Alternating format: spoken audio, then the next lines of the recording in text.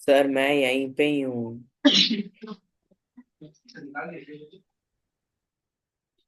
ठीक है। तो यहाँ पे हम लोग क्या करेंगे, जैसा इंफॉर्मेशन दिया गया है कि एक्सट्रीम से, कहाँ से, मीन से एक्सट्रीम जाने का, तो मीन से एक्सट्रीम जाने का जो डिस्टेंस, जो टाइम है, उसको हम लोगों ने T/4 का T/4 निकाल लिया, T/4 से हमने T निकाल लिया। फिर जो दो कंसेक्यूटिव दो कंसेक्यूटिव मीन के बीच का जो डिस्टेंस वो λ/2 है, तो λ/2 से लैम्डा कैलकुलेट कर लिया। अब जो कहा जा रहा है वो हम निकाल रहे हैं, F = 1/T। तो F = 1/20 मिली सेकेंड, यानी कि 10⁻⁻3, ये नीचे में आएगा, ऊपर चला गया ये। हाँ, कितना है, 50 आ रहा है। 50 हर्ट्ज इसका फ्रीक्वेंसी हो गया, ठीक है। फिर उसके बाद क्या पूछा हमसे, पूछा हमसे वेवलेंथ कितना है, लैम्डा। तो लैम्डा क्या लिखेंगे, लैम्डा इक्वल टू क्या बताया था, K = 2π/λ। K क्या लिखा था हमने, 2π/λ। तो लैम्डा इक्वल टू क्या लिखेंगे, 2π/K, 2π/K। तो लैम्डा का वैल्यू हो गया 2π/K। कर लो, K कितना है, अच्छा K निकालना था, ओ तो ठीक है, तब तो 2π/, वेवलेंथ निकालना था ना कहीं पे, ये तो रहा वेवलेंथ। वेवलेंथ मालूम है हमें, 4 सेंटीमीटर, ठीक है। वेव स्पीड निकालना है, तो हमें के चाहिए, V = ω/K के लिए हमें के चाहिए। ओमेगा कितना निकाला हम लोगों ने, omega, V = ω/K, V = ω/K। Monday से रिज्यूम हो रहा है, हो गया तुम लोग का। हाँ सर, इतना खास कुछ है ना, मेरे साथ बस बात। अच्छा सर, मैं बता रहा था केमिस्ट्री मतलब एकदम ही नहीं हो रहा है। केमिस्ट्री का मुझे एक नया सर चाहिए, नहीं अच्छा होगा ठीक है, ना। चलो हाँ बात करेंगे आज। मंडे आओगे ना तुम, हाँ। ठीक। सर मंडे सर, आज रिजल्ट देखना पड़ेगा इस वीक से। जैसे मंडे को रिजल्ट मिल जाएगा हमारा, फिर हाँ, ट्यूसडे वेडनेसडे और थर्सडे पूरा प्रैक्टिकल एग्जाम्स तो हमारा तो एग्जाम। प्रैक्टिकल तो दिन में होगा तुम्हारा। हाँ, दिन में होगा। हाँ, तो प्रैक्टिकल के लिए क्या पढ़ना है। पढ़ना पड़ेगा, पर अगर मंडे हो पाएगा तो आ जाऊंगा सर। नहीं, क्योंकि अब टाइम नहीं बचा है तुम्हारे हाँ पास, हाँ। ठीक है। मंडे से क्या रिविजन सर? हम्म।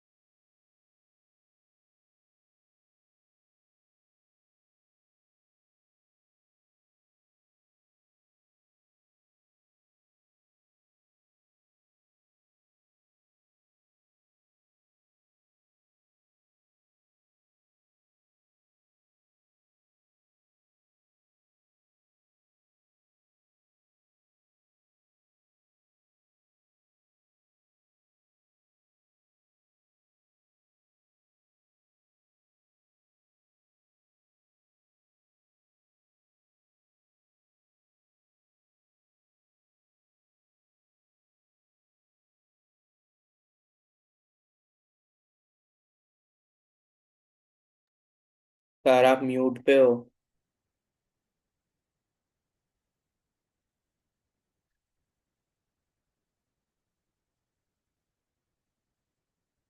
Hello sir.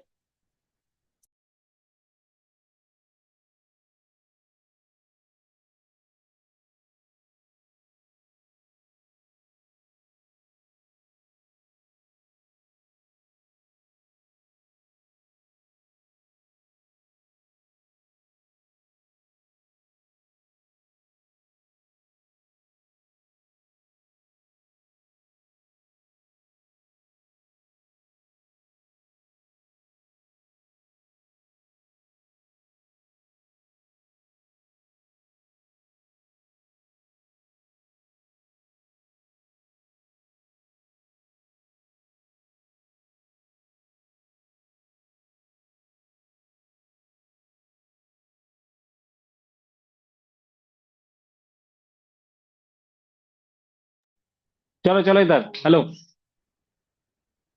ये आ गया, क्या है आंसर? देखो आंसर चेक करो। हाँ, 0.02 सेकेंड क्यों होगा? फ्रीक्वेंसी निकालना तो सेकेंड क्यों होगा? 50 हर्ट्ज, 50 हर्ट्ज, और वेवलेंथ कितना आया? 4 सेंटीमीटर, और वेव स्पीड? ठीक है।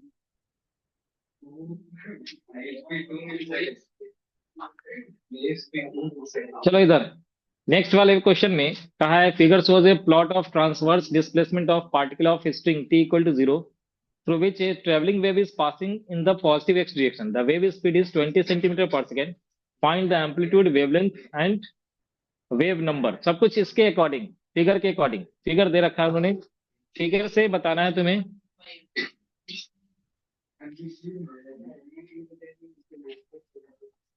देखो यहाँ पे एम्पलीट्यूड जब तुमसे पूछे तो एम्पलीट्यूड में क्या देखते हैं हम?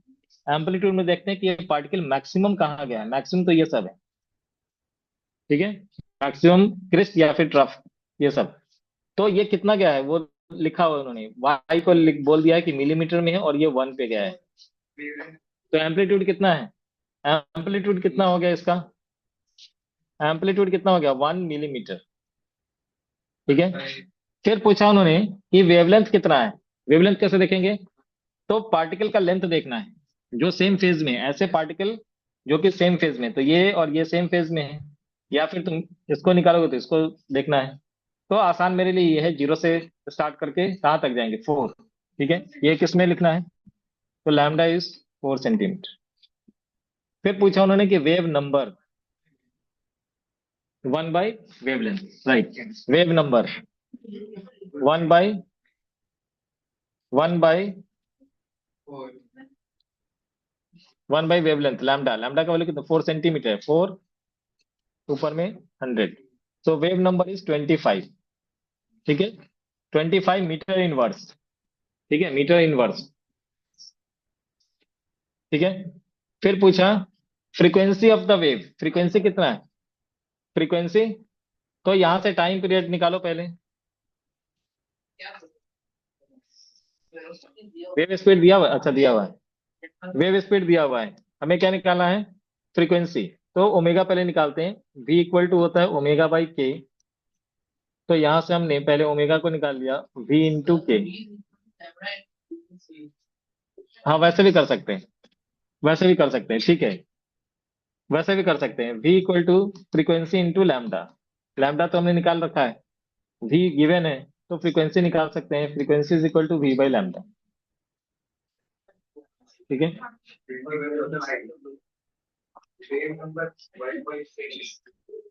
1.6,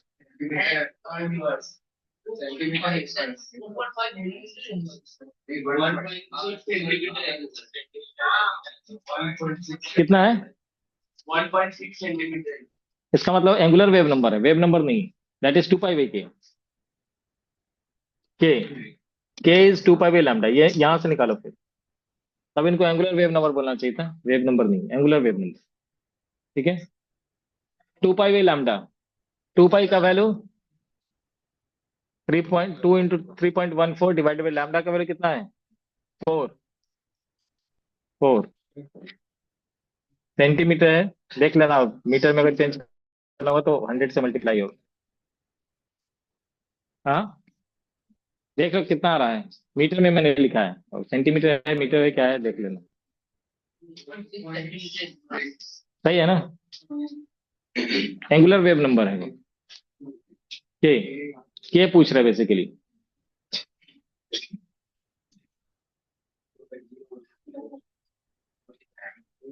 क्योंकि 1 बाई लैम्डा का वैल्यू तो कुछ और ही था, वो 25 था metre inverse, angular wave number.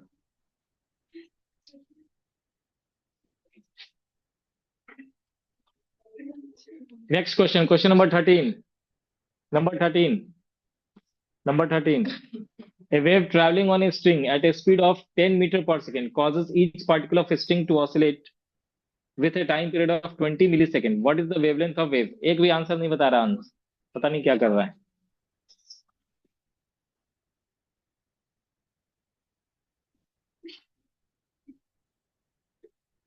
कुछ किसी और ही दुनिया में।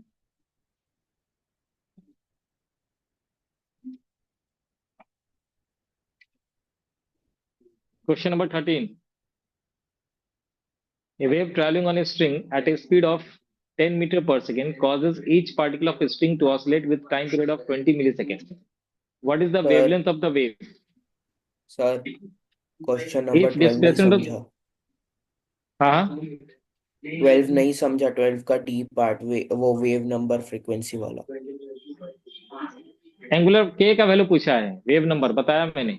तुम उसमें कुछ और ही, मैंने तुम 2 बार तुम्हारा नाम लिया, पता नहीं तुम किस दुनिया में। सर वो बीच में थोड़ा लैग हो गया था नेट का। ठीक है, वेव नंबर मैंने कहा कि के को कैलकुलेट करना है, 2 पाई लैम्डा कैलकुलेशन होगा, और दूसरी बार में फ्रीक्वेंसी था, तो फ्रीक्वेंसी को हम लोग लिखते हैं 1 बाई टाइम पीरियड, या फिर V equal to frequency into lambda, इससे भी कैलकुलेट कर सकते हैं। मैंने दो ही वैल्यू दिया था कैलकुलेशन के लिए। ओके सर, क्वेश्चन नंबर समझा। 13। नंबर 13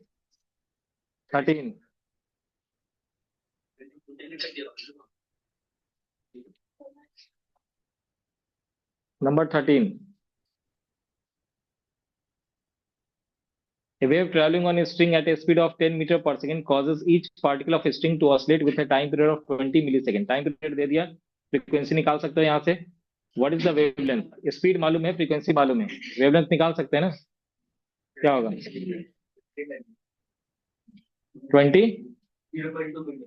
अच्छा, कहा if the displacement of the particle is 1.5 millimeter at a certain instant, what will be the displacement of particle 10 centimeter away from it at the same instant?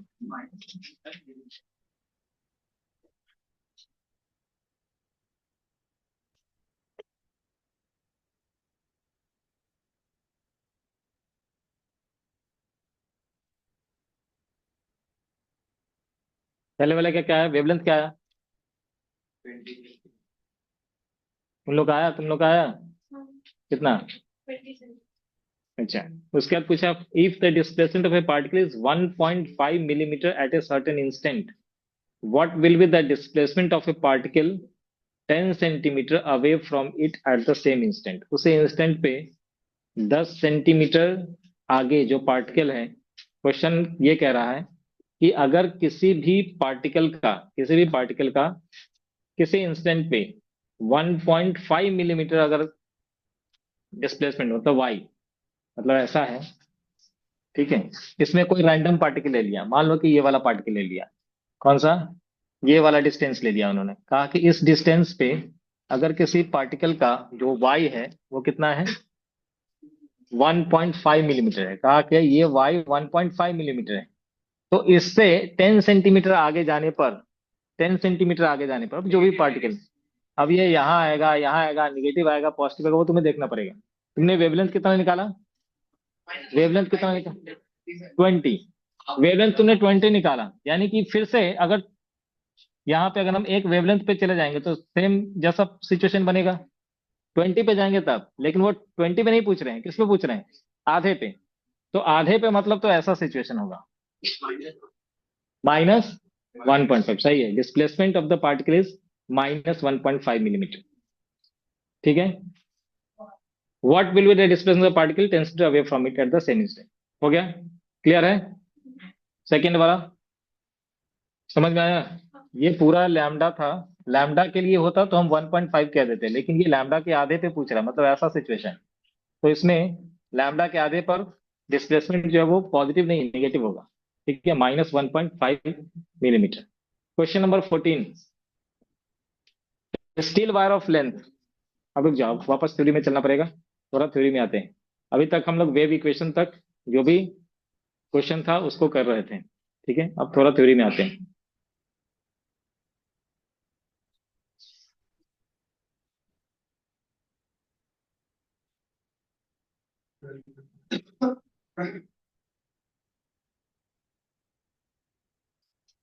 ठीक है, यहां तक हम लोगों ने कर लिया था लास्ट वाले क्लास में कि 2 पाई को निकाल करके, के को निकाल करके डिफरेंट डिफरेंट फॉर्म हो सकता है। ठीक है, डिफरेंट डिफरेंट फॉर्म हो सकता है, उसमें तुम्हें सिंपल फॉर्म में लेकर के जाना है, A sine omega T minus X, और उसके बाद कैलकुलेशन करना है। Velocity of a wave on a string, next topic लिखो, velocity of a wave on a string.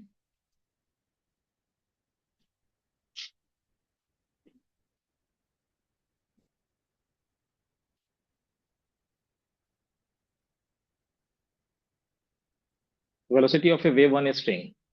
NCERT के अंदर जो इसका डेरिवेशन है वो डायमेंशन के एप्लीकेशन से है। यानी ये कहा गया कि किसी स्ट्रिंग के अंदर जो वेव स्पीड है वो प्रोपोर्शनल है किसके, टेंशन के यानी फोर्स के, एंड प्रोपोर्शनल है मास पर यूनिट लेंथ के, m/l। कैसे प्रोपोर्शनल नहीं पता तो मैं कहूंगा a और यहां पे कहूंगा b। इस मास पर यूनिट लेंथ को क्या लिखा जाता है, म्यू लिखा जाता है। Mass per unit length, linear mass density, इसको म्यू से रिप्रेजेंट करते हैं। यानी कि velocity speed of wave is proportional to tension यानी कि force to the power a into mu to the power b, ऐसा है। अब ये a और b को हमें निकालना है। प्रोपोर्शनलिटी हटाएंगे, एक कांस्टेंट डालेंगे। डायमेंशनलेस कांस्टेंट है इसलिए इसका डायमेंशन लेना नहीं है। अब बताओ इधर में लेफ्ट हैंड साइड में क्या लिखूंगा, LT-1।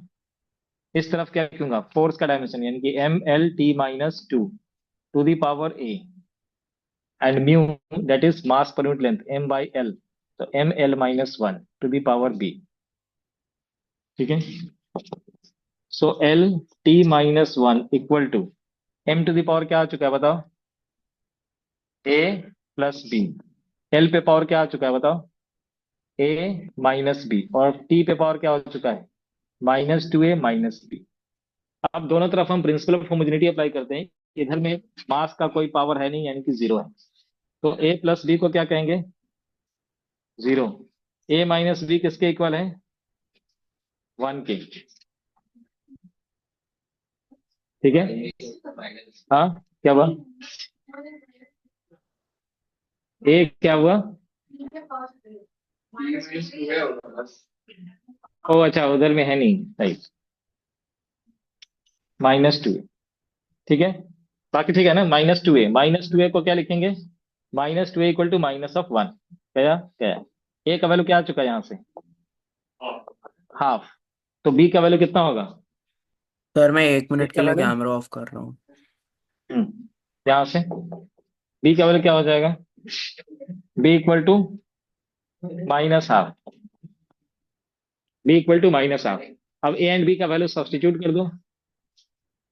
k का वैल्यू यहाँ पे 1 है, where k is equal to 1, experimentally determined quantity है k, तो v equal to root under t by mu. ठीक है, v का जो वैल्यू आया root under T by mu, जहाँ पे t टेंशन है स्ट्रिंग के अंदर का और म्यू है मास पर यूनिट लेंथ। ठीक है, तो v is equal to root under T by mu, लिख लो। v इक्वल टू क्या हुआ,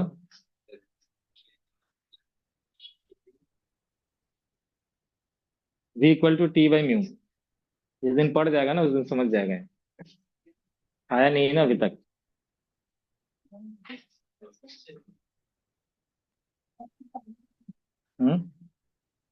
v equal to root under T by mu. ठीक है, यहाँ पे v क्या है, v wave speed in a string.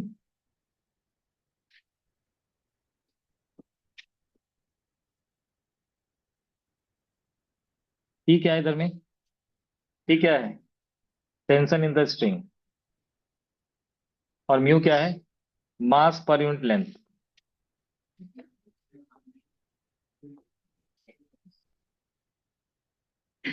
Mass per unit length. Hello, यहाँ सिर्फ मैं बोलता हूँ बाकी कोई नहीं बोलेगा।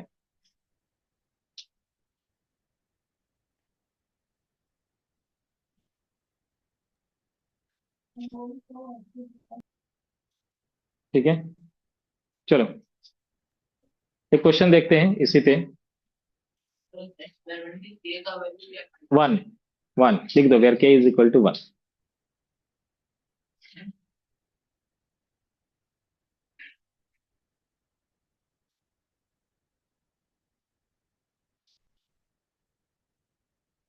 ये क्वेश्चन है, इसके बाद वाला जो क्वेश्चन था SC1 में स्ट्रेट फॉरवर्ड क्वेश्चन है। ठीक है, लिख लिया ना, सब लोगों ने लिख लिया। चलो क्वेश्चन में आ जाओ।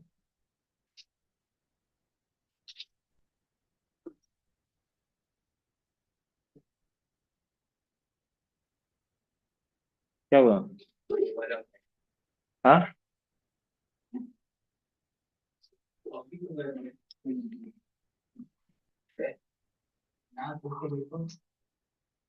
तुम्हें किसने कहा बोलने को?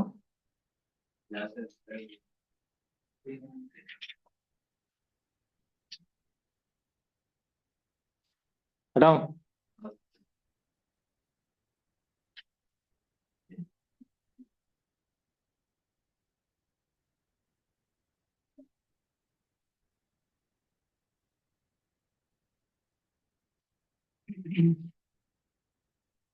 क्वेश्चन है,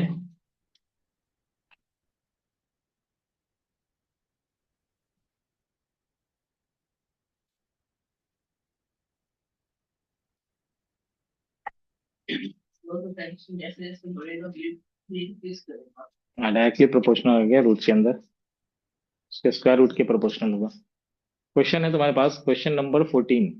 क्या कहा कि एक स्टील वायर है जिसका लेंथ दे रखा है 64 सेंटीमीटर, वेट दे रखा है 5 ग्राम। तो तुम्हें पहले म्यू निकालना पड़ेगा। म्यू, म्यू क्या होता है? म्यू है मास पर यूनिट लेंथ। ये कोई जरूरी नहीं है कि क्वेश्चन में गिवन हो, ये तुम्हें निकालना पड़ेगा M/L करके। ठीक है, मास कितना है? 64। मास है 5 ग्राम, 5 ग्राम है, तो 10⁻³ ऐसा यूनिट यूज करेंगे। डिवाइडेड बाय लेंथ कितना है? 64, तो 64 इंटू 10⁻², ऐसे लिखा जाएगा। तो 5/64 इंटू कितना है? 10⁻⁻1, यानी कि 1/10। यह है म्यू का वैल्यू, यह है म्यू का वैल्यू। ठीक है, ये कट जाएगा, काटना होगा, काट दो इसको 2 टाइम्स। कितना आ रहा है? 128। 1/128 वैल्यू किसका है? म्यू का। अब तुम्हें क्या करना है? फोर्स दे रखा है कि टेंशन कितना है, स्ट्रेच क्या है तो 8 न्यूटन का फोर्स उसके ऊपर लग रहा है। तो टी इज गिवन। ठीक है, हमें पूछा गया कि बताओ उसका वेव स्पीड कितना है। V = √T/μ। टी का वैल्यू कितना है? टी का वैल्यू कितना है? 8 डिवाइडेड बाई 64 इंटू 2, यही था ना जिसको 128 लिखा था। ठीक है, तो ये कट गया। अच्छा, 1/1 ना, 1 बाई का ही वैल्यू आया था, तो ये उल्टा होकर के मल्टीप्लाई हो जाएगा, मतलब 64 इंटू 2 ऐसे। ठीक है, 4 इंटू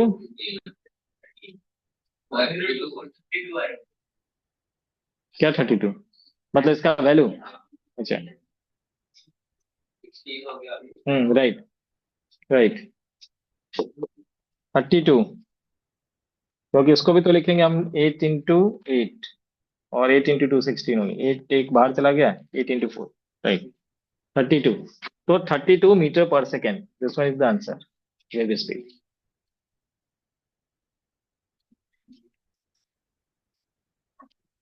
ठीक है, समझ में आया? नेक्स्ट वाला क्वेश्चन करो, नंबर 16। क्या कहा? स्ट्रिंग है जिसका लीनियर मास डेंसिटी गिवन है 0.5 ग्राम पर सेंटीमीटर, और टोटल लेंथ इसका 30 centimetre, is tied to a fixed wall at one end and to a frictionless ring at the other end. The ring can move on a vertical rod. The wave pulse is produced. रुक जाओ, रुको।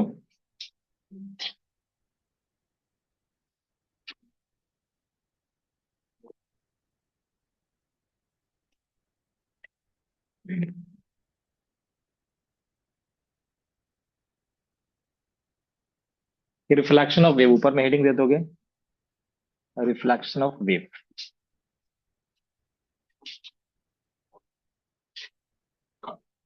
ठीक है, sir आज class कब तक है? तो मत बोलो, तुम्हें जाना होगा निकल के जा सकते हो। ठीक है, रिफ्लेक्शन ऑफ वेव, मान लो कि यहाँ पे कोई वेव प्रोड्यूस हुआ है। ठीक है, और ये जो इंड है, ये है रिजिड इंड, रिजिड बाउंड्री। ठीक है, रिजिड इन, मतलब ये जहाँ पे बांधा गया है, ये कोई जैसे रॉड है, रॉड से बांध दिया गया है। अब ये डिस्टर्बेंस आगे की तरफ ट्रेवल हुआ ऐसे, कुछ देर के बाद यहाँ पे पहुंचा, फिर कुछ देर के बाद यहाँ पे पहुंचा, फिर कुछ देर के बाद पहुंच गया ये इंड के ऊपर। ठीक है, ऐसा। अब क्या होगा इसके बाद? अब ये खींचेगा ऊपर वाले, इस रिजिड बाउंड्री को खींचेगा ऊपर। अभी तक तो यही कर रहा था ना, अपना एनर्जी और मोमेंटम दे रहा था आगे वाले को। तो अब ये इस पार्टिकल को चाहेगा खींचना ऊपर की तरफ, लेकिन ये रिजिड बाउंड्री है, ये वापस इसके ऊपर रिएक्शन फोर्स लगाएगा, जिसकी वजह से जब ये रिटर्न होगा तो रिटर्न ऐसे होगा। ठीक है, तो रिफ्लेक्शन फ्रॉम रिजिड बाउंड्री कैसा होगा? Inverted, out of phase. Out of phase का मतलब जैसा ये था उसके अपोजिट। पहले ये पॉजिटिव था, अभी क्या आ रहा है? नेगेटिव। ठीक है, तो इस केस में हम लोग क्या कहेंगे? रिजिड बाउंड्री से जब रिफ्लेक्शन हो तो reflection is out of phase, reflection is out of phase from the rigid boundary.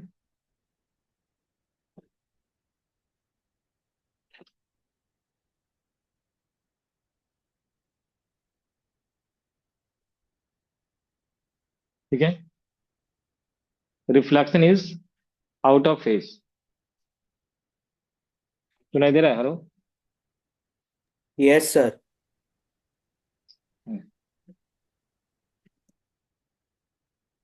ठीक है, reflection is out of phase from the rigid boundary. Rigid boundary से कैसा होगा ये? Out of phase.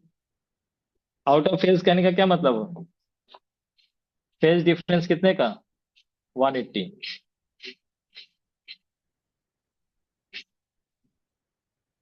ठीक है, इसको हम कहते हैं आउट ऑफ फेज। यानी कि एक इक्वेशन अगर तुम्हें ऐसे दे दिए, y equal to A sign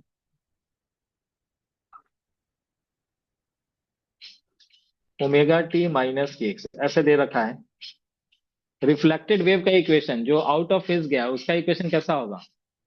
ये है तुम्हारा इस ओरिजिनल वेव का इक्वेशन। रिफ्लेक्टेड वेव का इक्वेशन में पूछ रहा हूं, तो कैसे लिखोगे तुम?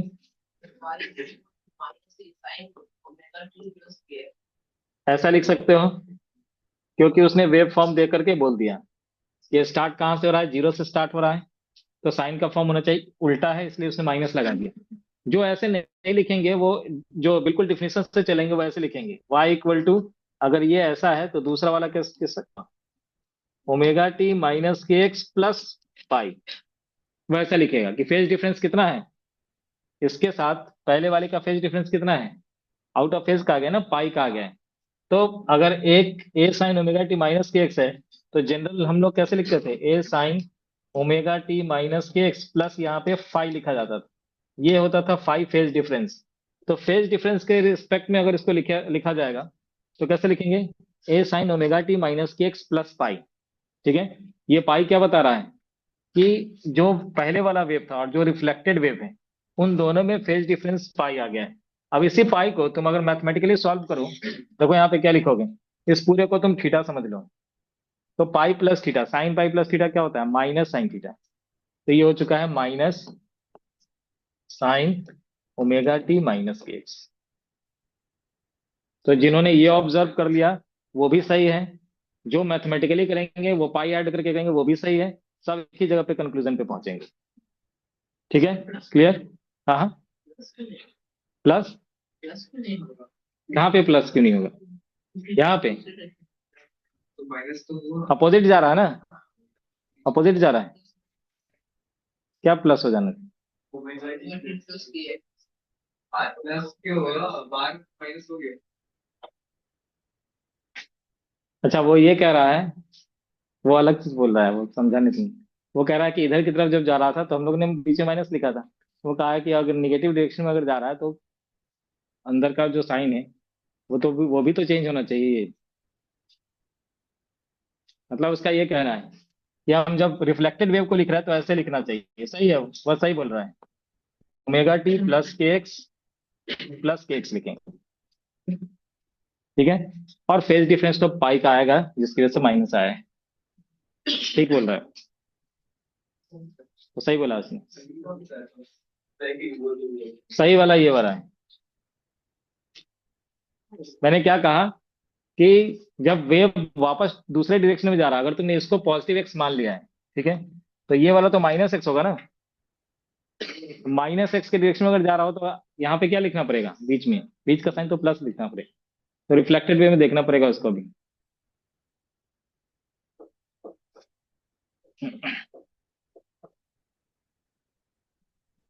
यानी कि या तो हम ऐसे लिखेंगे, या फिर ए साइन, अगर इस माइनस को तुम्हें नहीं लिखना है तो omega T plus K x plus pi, phase difference pi को दिखाएंगे। ये बीच का साइन क्यों चेंज हुआ, बीच का साइन चेंज हुआ क्योंकि इसका डायरेक्शन प्रोपगेशन का चेंज हुआ। पहले ये पॉजिटिव एक्स की तरफ जा रहा था इसलिए माइनस था, अब वो नेगेटिव एक्स की तरफ जा रहा है इसलिए बीच में प्लस हो गया।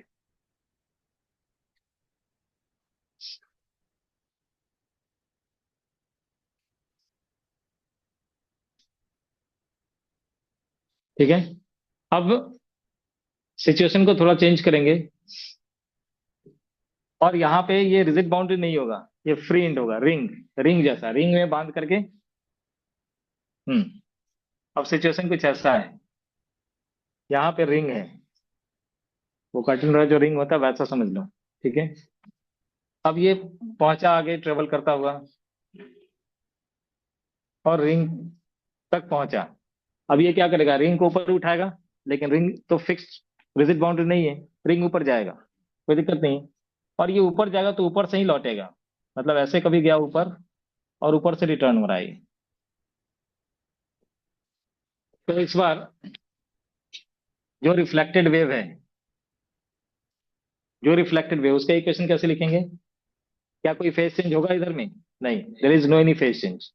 तो रिफ्लेक्शन फ्रॉम द फ्रेम, सिर्फ प्रोपगेशन का, बीच का साइन सिर्फ चेंज होगा। तो पहले वाला इक्वेशन में लिख रहा हूं y equal to A sine omega T minus K X, ये था पहले। ठीक है, अभी क्या हुआ, A sine omega T plus K X, और सेम फेज में लौटा है इसलिए कोई फेज डिफरेंस नहीं होगा। ठीक है, तो y इक्वल टू, ये y प्राइम है, लिख सकते हो रिफ्लेक्टेड वेव का इक्वेशन, और ये है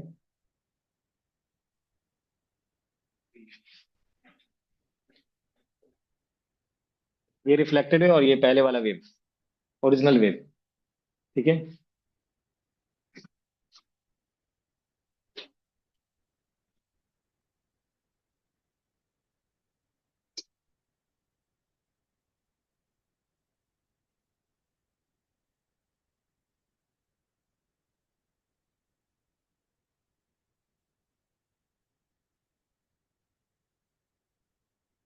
ऐसा है कि दो स्ट्रिंग है, एक हेवी स्ट्रिंग है, मासिव स्ट्रिंग, और एक है लाइट स्ट्रिंग। ठीक है, अब यहाँ पे ऐसा सिचुएशन में अगर कोई वेव प्रोड्यूस हुआ, ठीक है, इसके अंदर, अब वो गया यहाँ तक, मतलब जो रॉड दिया हुआ है या जो हेवी स्ट्रिंग है वहां तक पहुंचा। अब ये बताओ, कुछ पार्ट इसका रिफ्लेक्ट हो जाएगा और कुछ इसके अंदर ट्रांसमिट हो जाएगा। ठीक है, वो परसेंटेज की बात नहीं करें, वो तो डिपेंड करेगा इसका डायमेंशन कैसा है उसके ऊपर। कुछ पार्ट इसका रिफ्लेक्ट होगा, कुछ पार्ट इसका ट्रांसमिट करेगा। जो रिफ्लेक्ट हुआ यहां से, वो कैसे रिफ्लेक्ट होगा, आउट ऑफ फेज। जो रिफ्लेक्ट होगा वो होगा आउट ऑफ फेज, ऐसे, ऐसे रिफ्लेक्ट होगा। और जो इसके अंदर ट्रांसमिट कर गया वो सेम फेज में ही रहेगा, थोड़ा ऊपर उठेगा। अब ये कितना होगा वो डिपेंड करता है। ठीक है, लेकिन फेज सेम रहेगा। फेज सेम कहने का मतलब ये ऐसे जाएगा। ठीक है,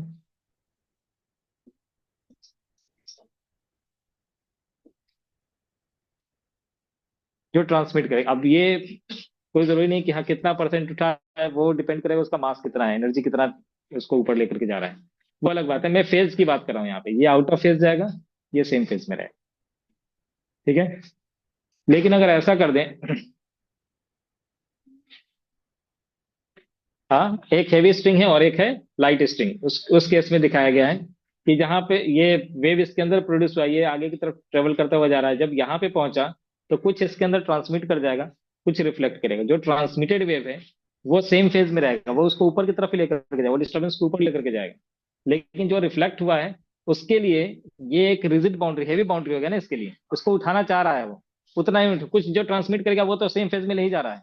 लेकिन जो रिफ्लेक्ट हुआ यहाँ से वापस, चूंकि इसने पी नीचे की तरफ खींचा है, तो जो वो reflected wave out of phase होगा। ठीक है, रिफ्लेक्टेड वेव कैसा होगा? Out of phase. सर ये एंड में रॉड का क्या पर्पस है?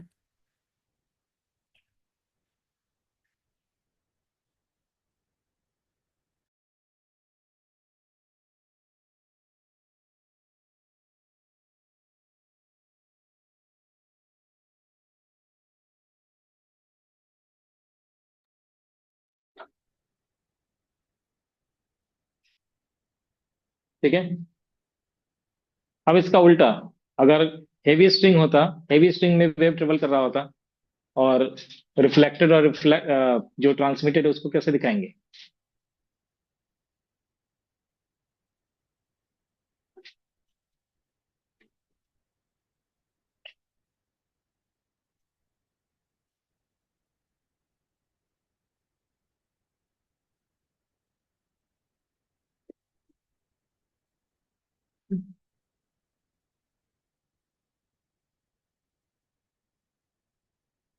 वेव्स इन स्ट्रिंग ही चल रहा है, ये सब वेव्स इन स्ट्रिंग ही है, ये भी है, बाकी कल भी रहेगा।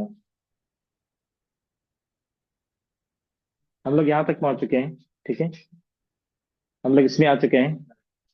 अब है कि अगर एक हेवी स्ट्रिंग है, हेवी स्ट्रिंग पहले है, और दूसरा दूसरा वाला लाइट स्ट्रिंग है, ये वाला लाइट स्ट्रिंग है। ठीक है, अगर इसके अंदर हम लोगों ने डिस्टरबेंस क्रिएट किया, ये डिस्टरबेंस अगर यहाँ तक पहुंचा, यहाँ जो रिफ्लेक्ट होगा वो भी वो सेम फेज में ही रहेगा। हेवी टू लाइट अगर जा रहा है तो, ठीक है, तब ये सेम फेज में ही रहेगा। और जो ट्रांसमिट हुआ, वो ट्रांसमिटेड का फेज चेंज होता नहीं है कभी। ट्रांसमिटेड इस केस में भी सेम फेज में था ना, ये इधर की तरफ ही जा रहा था, ऊपर की तरफ ही था। जो रिफ्लेक्ट हुआ था वो आउट ऑफ फेज हुआ था। लेकिन इस बार हेवी से लाइट स्ट्रिंग में जा रहा है, उल्टा। हेवी स्ट्रिंग एक तरफ और उसमें डिस्टर्बेंस क्रिएट किया है, और दूसरी तरफ जो है वो लाइट स्ट्रिंग। तो जो लाइट स्ट्रिंग के अंदर गया वो सेम फेज में ही को मेंटेन करेगा, और जो यहाँ पे रिटर्न हुआ, जो रिफ्लेक्ट हुआ है, क्योंकि ये बाउंड्री बन गया, यहाँ से ये रिफ्लेक्ट हुआ, रिफ्लेक्टेड वेव जो होगा वो भी सेम फेज में रहेगा। ठीक है, तो इसको भी नोट कर लेना। ठीक है, ये तो मैंने करा दिया है, इसको भी नोट कर लेना। ये ऑलरेडी हो चुका है ये सब। ठीक है, ट्रेंड से कैसे होगा रिफ्लेक्शन, उसके बाद क्वेश्चन में आ रहे हैं। लिख लिया सर। लिख लिया? ये ड्रॉ कर लिया ना? Yes sir. हम्म, होने दो, यस सर। चलते रहो।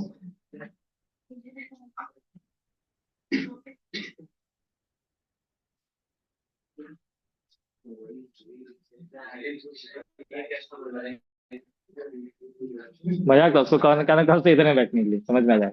चलो, क्वेश्चन नंबर 15। नंबर 15 एक अच्छा सा क्वेश्चन है, लेकिन तुम्हें खुद से डिसाइड करना है। ठीक है, कि ये चला इधर से है, दूसरी तरफ भी रिजिड बाउंड्री इसको मिला है, तो रिफ्लेक्ट होगा तो रिजिड बाउंड्री से रिफ्लेक्शन होना है। ठीक है, तुम्हें वेव का शेप फॉर्म करने के लिए कहा है, ड्रॉ करने के लिए कहा है। क्या कहा? कि स्ट्रिंग है जिसका लेंथ 20 सेंटीमीटर, ये वाला लेंथ 20 सेंटीमीटर है। लीनियर मास डेंसिटी दे रखा है, मतलब म्यू का वैल्यू दे रखा है, ग्राम पर सेंटीमीटर में चेंज करना होगा, चेंज कर देना।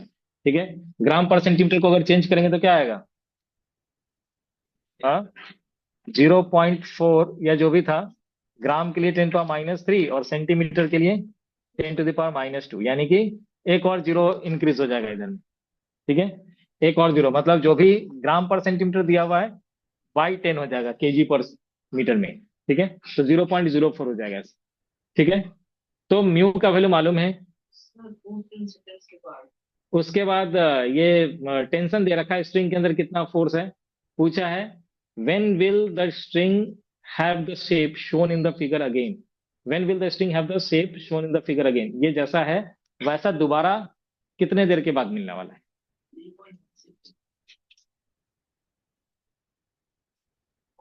आगे करो, आगे, अगर क्वेश्चन हो गया तो आगे नेक्स्ट करो।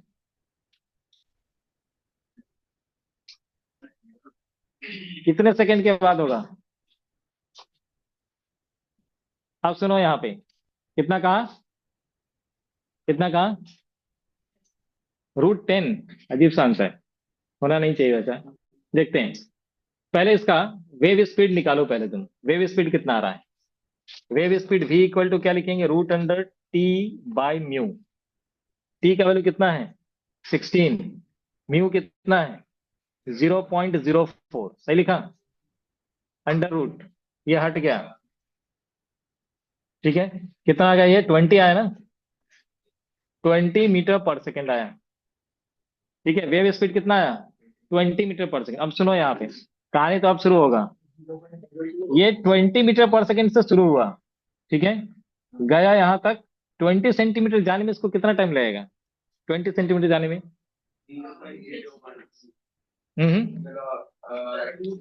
0.2 डिस्टेंस है, बाय बाय बाय 20, यही ना। टाइम निकल के आया यहाँ पे, distance by velocity, distance by velocity करने से कितना आया ये, 0.01 सही लिखा। 0.01 सेकेंड इसको जाने में लगा है। सुनो अभी, लेकिन जब ये रिफ्लेक्ट हुआ तो आउट ऑफ फेज, ठीक है, उल्टा होकर के, ऐसे ऐसे होकर के रिफ्लेक्ट हुआ, तो वापस यहाँ आप उसको ट्रेवल कराओ, कितना हुआ, 0.02। अब जब रिफ्लेक्ट वहां पर यहाँ से आया तो उल्टे उल्टे तरीके से आया, लेकिन फिर से इसको रिजिड बाउंड्री मिला। अब ये वापस से सीधा होगा, 0.02 सेकेंड के बाद वापस से इसको ऐसा सेट मिलेगा। समझ में आया, ठीक है। सिंपल सिंपल क्वेश्चन, इसमें टफ क्वेश्चन नहीं आता, सिर्फ समझने, सिर्फ समझ होना चाहिए कि हाँ क्वेश्चन पूछा क्या जा रहा है, और कॉन्सेप्ट को लगाना है कि रिजिड बाउंड्री है, उल्टा करके लेकर के आना है। यही अगर यहाँ पे वापस से अगर ऐसा शेप दे देता फ्री इंड जैसा, आगे में है क्वेश्चन, क्वेश्चन नहीं दिख जाएगा, ठीक है। फिर पूछा उन्होंने बी वाले पार्ट में कि sketch the shape of the string at a time half of that found in part A. तो किया हुआ है ड्रॉ, ये हाफ ऑफ द मतलब इसको जितना वापस इस शेप में जाने में 0 पॉइंट, इसका ट्वाइस लगा था। टाइम हमारा कितना था, 2 टाइम्स ऑफ t, ठीक है, 2 टाइम्स ऑफ 0.01 आया था पहले, ठीक है। अभी कहा इन्होंने कि इसके आधे टाइम पे, यानी कि आधे टाइम पे तो ये यहीं तक पहुंचा है, और यहाँ पे जब पहुंचा तो ये गया ऊपर से था, लेकिन रिजिड बाउंड्री है, उ, आएगा उल्टा, ऐसे आउट ऑफ फेज। तो आउट ऑफ फेज जब आएगा तो इस स्टेप को हम नीचे ड्रॉ करेंगे, ठीक है। तो ऐसा होगा जब ये टाइम इसका कितना है, हाफ है, तब। क्लियर है, चलो नेक्स्ट वाला करो, नेक्स्ट वाला करो।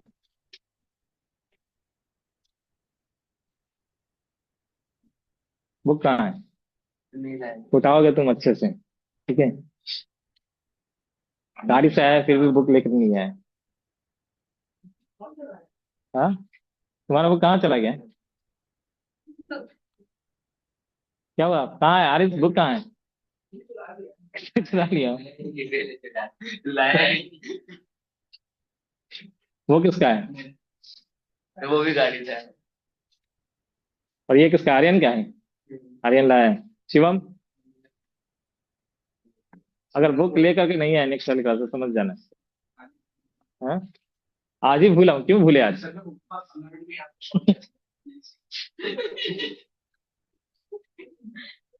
चलो नेक्स्ट वाला करो, 16 वाला करो।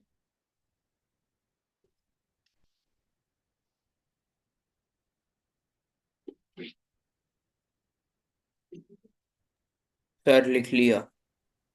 नंबर 16 वाला करो, 16 वाला दिया, हो गया 16। नहीं करूंगा।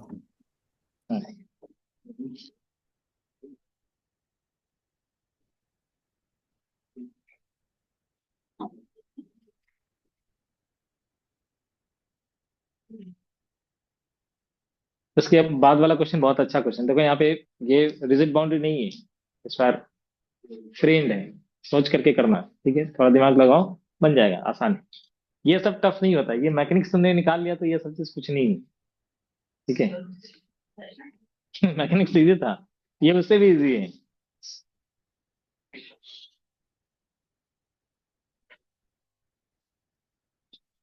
ये सब स्कोरिंग पार्ट है, ये सब में कोई दिक्कत नहीं है। कितने लोग हैं जिनको प्रॉब्लम हो रहा है अभी? बता दो अभी, क्योंकि उनके लिए कुछ ना कुछ तो करेंगे। जिनको दिक्कत हो रहा है, इनको समझ में नहीं आ रहा कि क्या हो रहा है, ऐसे कितने लोग हैं?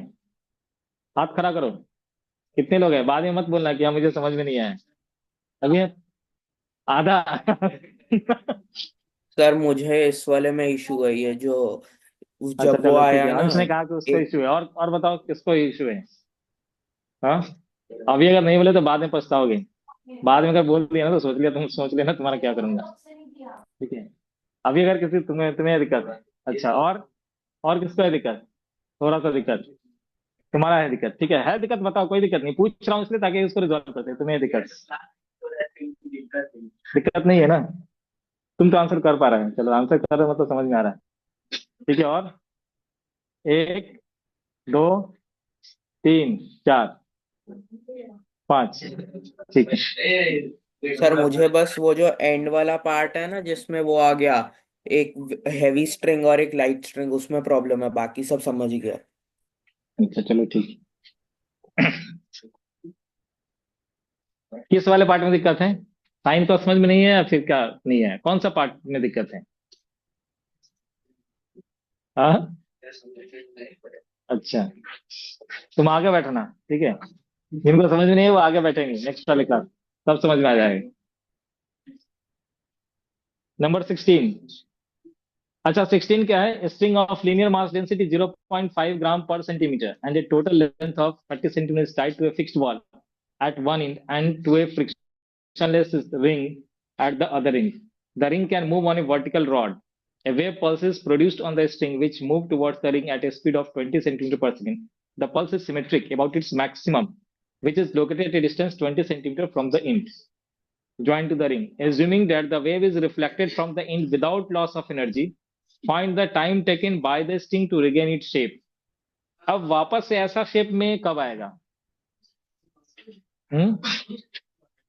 2 सेकंड के बाद। पूरा डिस्टेंस कितना है ध्यान से देखना, पूरा 30 है। पूरा कितना है? हम्म ट्रेवल करेगा। अच्छा ठीक है, बताओ कैलकुलेट करके बताओ कितना आ रहा है।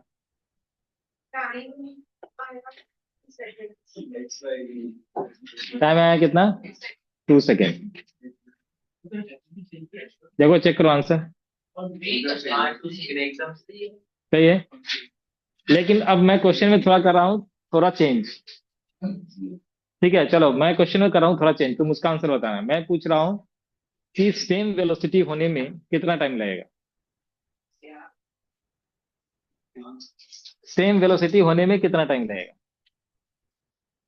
सेम डिस्प्लेसमेंट होने में कितना टाइम लगेगा? जैसे अभी ये इधर से चलना शुरू हुआ है, ठीक है, इधर से चलना शुरू हुआ है, फिर जब वापस से रिटर्न होगा, रिटर्न हो रहा तो अभी वेव इधर की तरफ था, वेव वेलोसिटी किधर की तरफ था? राइट की तरफ। लेकिन जब उधर से आया, क्योंकि उन्होंने शेप पूछा इसलिए तुम्हारा आंसर सही हो गया अभी, कि तुमने वापस से 20 और 20 ट्रेवल करा दिया, यही किया ना? तो तुम्हारा आंसर शेप सही होगा, क्योंकि उन्होंने शेप पूछा है। मैं पूछ रहा हूँ कि सेम वेलोसिटी वापस से उसको कब मिलेगा। हम्म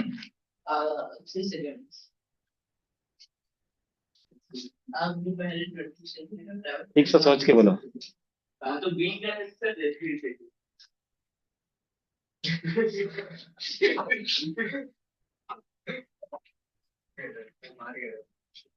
हम्म थोड़ा ठीक से सोच के लो, थोड़ा और सोचोगे तो आ जाएगा तुम्हारा आंसर। 2 सेकेंड तो गया ऐसे और वापस आया, फिर उसको 10 सेंटीमीटर और ट्रेवल कराओगे ना, तो 1 सेकेंड, और फिर वापस आएगा तब आएगा ना ये सेम वेलोसिटी। कहा मैंने सेम वेलोसिटी सेम पोजिशन, ठीक है। 3 सेकेंड कैसे हो गया? फिर 3 कह रहा है, 4 हो गया ना। फिर ये गया 2, आया 2, फिर 10 सेंटीमीटर के लिए 1 सेकेंड। ये तो गया यहाँ रिजिड बाउंड्री पे पहुंचा है, ठीक है, रिजिड बाउंड्री पे पहुंचा है। सोच कर बोलो, अभी भी आंसर गलत है। रिजिड बाउंड्री पे पहुंचा तो रिजिड बाउंड्री से ऐसे जाएगा, रिफ्लेक्ट होके आएगा। ठीक है, सोच कर बताओ, आंसर गलत है। नहीं आया समझ में? जब ये वापस आया ऐसे, तुमने यहां तक पहुंचा दिया, ठीक है, यहां पे जैसे पहुंचाया तुमने, क्या ये ऐसे ही जाएगा? कि नीचे से जाएगा? ऐसे जाएगा ना। मैंने कहा कि वापस ऐसे सिचुएशन में आने में कब कितना टाइम लगेगा, इसके बाद सेकेंड टाइम फिर को। हाँ हाँ, 6।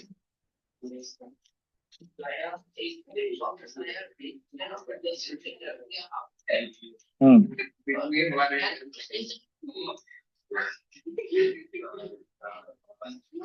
गया 2 सेकेंड, वापस आया 2 सेकेंड, फिर अरे रुक जाओ, फिर 1 सेकेंड और 3 सेकेंड, कितना हो, 4 और 5 हो गया ना। फिर वापस गया 6 यहां तक आने में, लेकिन फिर इधर जाएगा, कितना हुआ, 6 और 2, 6 और 2 8, और फिर वहां वापस आया 2, कितना हुआ, 8 2 10, और फिर 1 सेकेंड और 11। अब जा करके वापस से पहले वाला शेप लेगा। ठीक है, ध्यान रखना ये सब चीज। हम्म।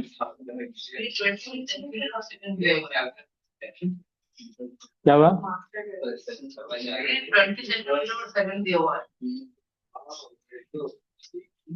अच्छा 20 सेंटीमीटर, वो देखो एक चीज और फाइंड किया, ये इसमें 2 सेकंड नहीं लगेगा भाई, 1 सेकंड, 1 सेकंड लगेगा ना यहाँ से। तो फिर से वापस से कैलकुलेट करो, ये 20 सेंटीमीटर पर सेकंड दिया हुआ है। तो 1 सेकंड जाने का, 1 सेकंड आने का, और फिर जाने आने का 1 सेकंड, कितना हुआ, 6 ही होगा, आंसर इज 6।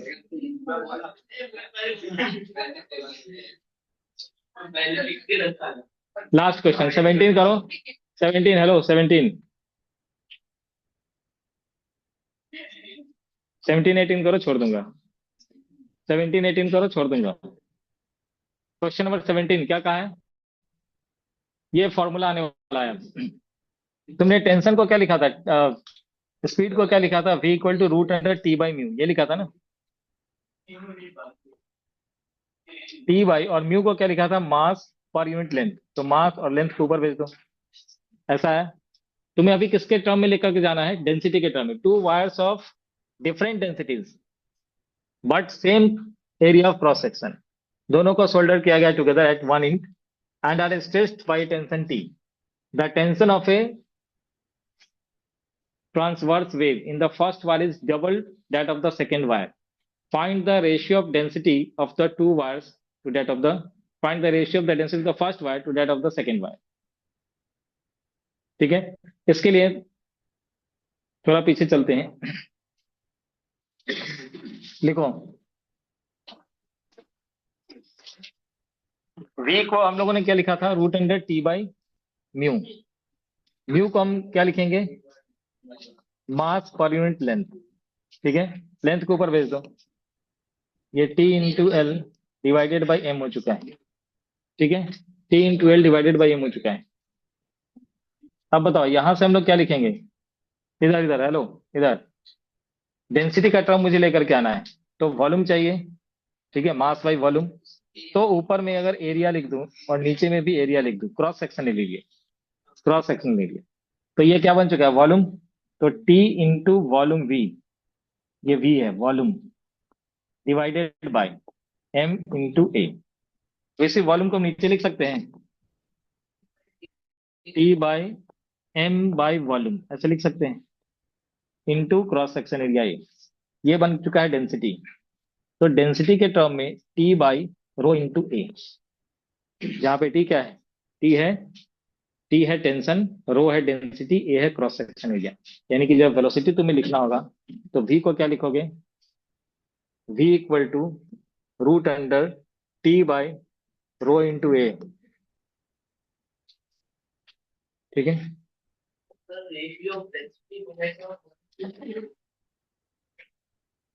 अब आते हैं उस क्वेश्चन में, मतलब इसी का जरूरत है हमें। ठीक है,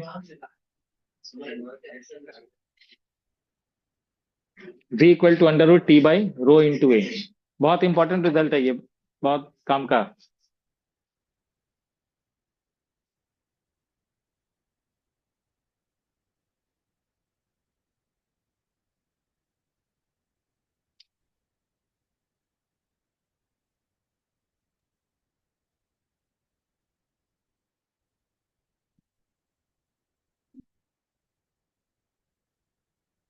लिख लिया सर। ठीक है, तो v equal to under root T by rho into A. हटाओ इसको, हो गया। सर एक सेकेंड। तो इसको लिखने के लिए कहा।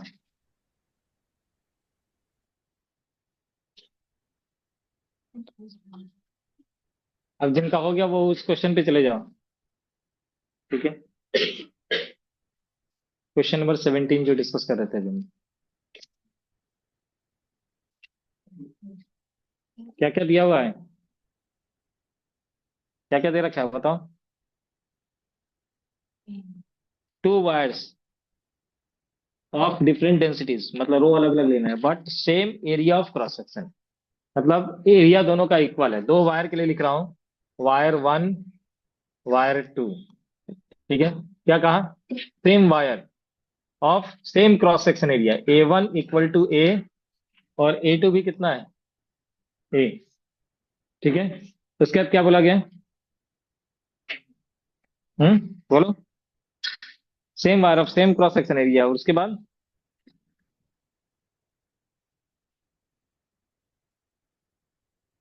are stressed to a tension T.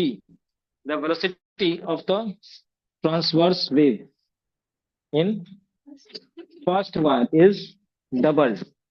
क्या कहा, क्या बोला गया है, वेलोसिटी क्या बोला गया है, फर्स्ट वायर में v1 इज 2v, और v2 कितना है, v, यही बोला गया ना कि फर्स्ट वायर में वेलोसिटी कितना है 2v, और दूसरे वाले में वेलोसिटी कितना है v। Find the ratio of the densities, दोनों के डेंसिटी का रेशियो, और टेंशन क्या है, सेम है, सेम टेंशन अप्लाई किया गया है, सेम टेंशन, तो टेंशन T1 T2 भी इक्वल है। हाँ क्या हुआ, ठीक है, T1 equal to T, T2 equal to T. ठीक है, तो क्या लिखूं यहाँ पे बताओ, आंसर आ गया। डेंसिटी का रेशियो पूछा है, एक का डेंसिटी रो वन और दूसरे का डेंसिटी रो टू, ये डेंसिटी का रेशियो ही निकालना है। ठीक है, वेलोसिटी का रेशियो तो दे दिया गया है, तुम क्या करोगे, v1 by v2 equal to under root T by rho one into A by A into rho two by T. Tension same है, कट जाएगा, एरिया सेम है, कट जाएगा। तो ये वैल्यू तो दिया हुआ है ना, v1 कितना था 2v बाई v, कट गया ये, rho two by rho one कितना आएगा 4:1, क्या है, या one, rho one by rho two करेंगे तो 1/4 आएगा। ठीक है, rho two by rho one करेंगे तो 4:1 है।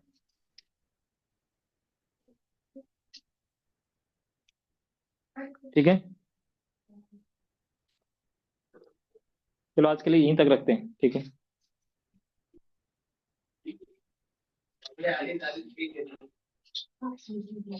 सर क्लास खत्म।